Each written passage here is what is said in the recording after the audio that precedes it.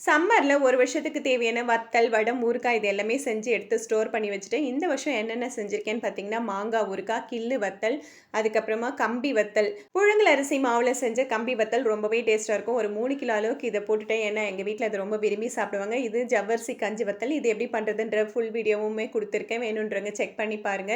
இது முறுக்கு வத்தல். பச்சரிசியில தான் போட்டது. ரொம்பவே சூப்பரா இருக்கும்.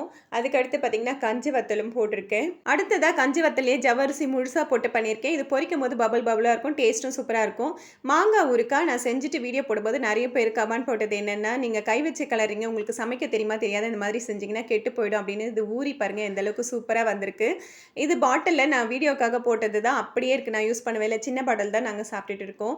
இது எண்ணெய் மேல இந்த மாரி பிரிஞ்சு வந்ததுன்னா, ஊறுகாய் 1 வருஷம் ஆனாலும் கெட்டு போகாது. நம்ம அடியில இருக்கிற ஊறுகாவ எடுத்து பயன்படுத்திக்கலாம். இந்த வீடியோ எல்லாமே பிளேலிஸ்ட்ல குடுத்துருக்கேன். வேணுன்றவங்க செக் பண்ணி பாருங்க. என்ன ரெசிபி உங்களுக்கு பிடிச்சிருக்குன்னு கமெண்ட் பண்ணுங்க.